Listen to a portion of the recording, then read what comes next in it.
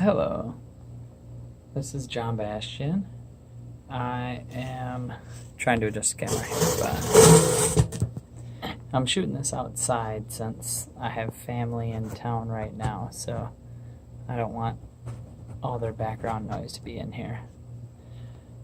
Alright, so what I chose was Chapter 6 of the cases, which was the Rupert Murdoch and News Corporation, all the news that's fit to hack. A little bit about me is like I said, I'm John Bastian. I come from Iowa, and in there we have a lot of Midwest values, and we're always raised golden rule basically. Treat everyone like you wanted to be treated. Always act like there's somebody right there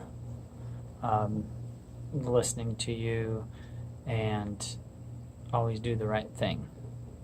You don't want to end up in jail or uneducated or just fighting for a minimum wage job because you kept making the wrong decisions in life. That's why ethics are really important to me. My parents instilled those to me at an early age.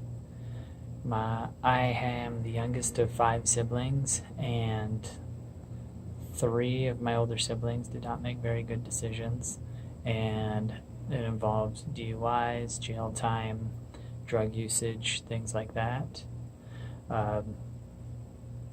So I got to see as a kid how their immoral and unethical decisions impacted the way that their lives were. So because of that, I always try to have the highest ethics possible, whether it be at work or in my own life. The huge thing with the Rupert Murdoch and News Corporation cases, it's all about hacking.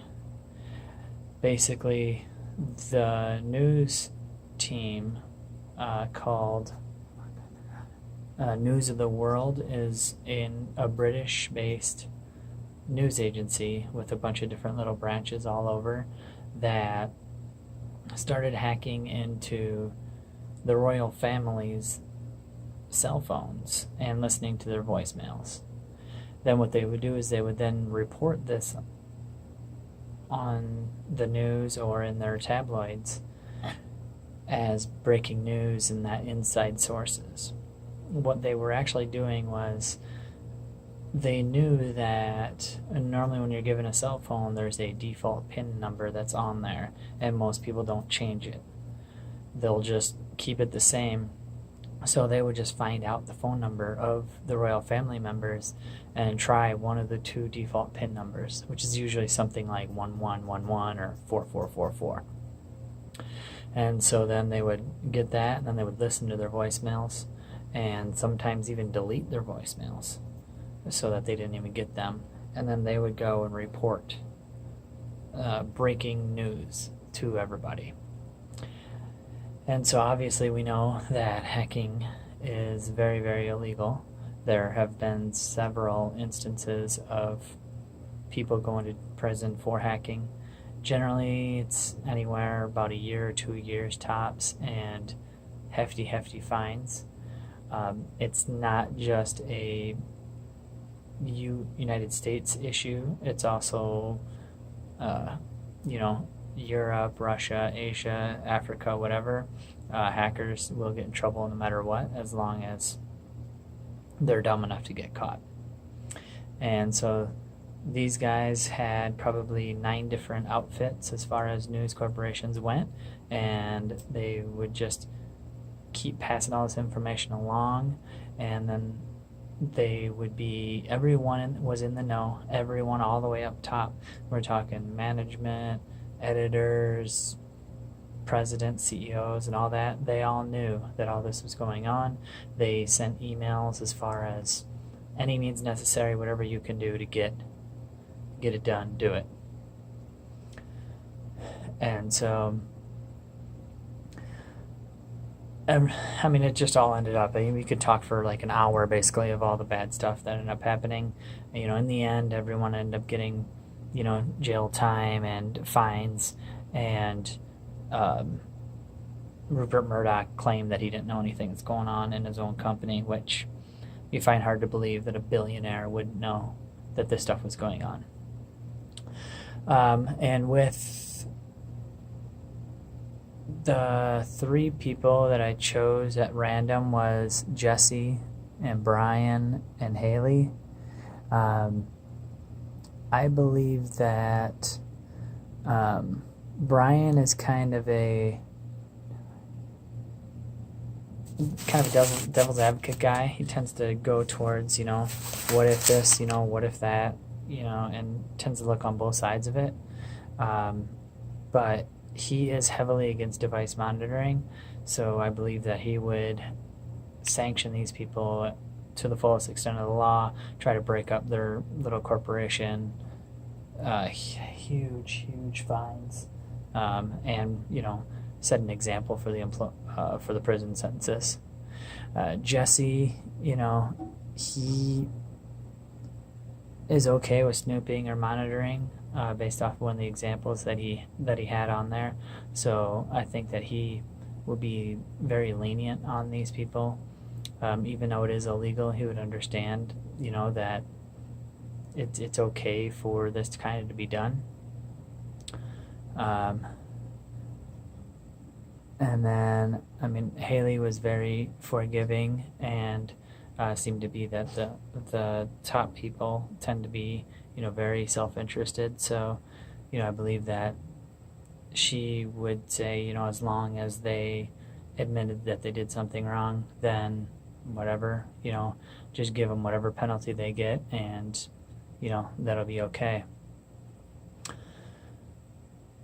What I actually think is that hacking is something that's never going to go away, and so I think that these people need to be made an example of, basically. Yes, you can't really prove who did know and who didn't know, but what you can do is you can hold the company itself liable and set a record for the highest possible fine that you could get. Make it be like a $5 billion fine, and then they're basically on probation, where if they do it again, or if it's proven that they did it again and they were negligent in doing so, then you have to force them to disband. It's happened before in the NBA. Donald Sterling was forced to give up his company because of him being racist, and also the guy for the Carolina Panthers pretty much had to sell his company because of the sexual harassment in the workplace. So I believe that finding the individual people, that will help a little bit, but I think that should be donated to charities, as well as places to try to help prevent cyber attacks, where you're putting that money into research onto how to stop this, how to find out where the biggest rings are, and to go against the dark web. That way, we're using the money that they obtained illegally to help stop people from doing things illegally. Even if Rupert Murdoch says he didn't know anything about it, I have a hard time believing that. So I think he should be held liable as well, because it's your company. You should know everything that's going on it. So every single every COO, CEO, as well as the CFO should all basically be fired, and should have a 3 to 5 year ban of not being allowed to be in any kind of technological based or information finding business that there is. And I believe that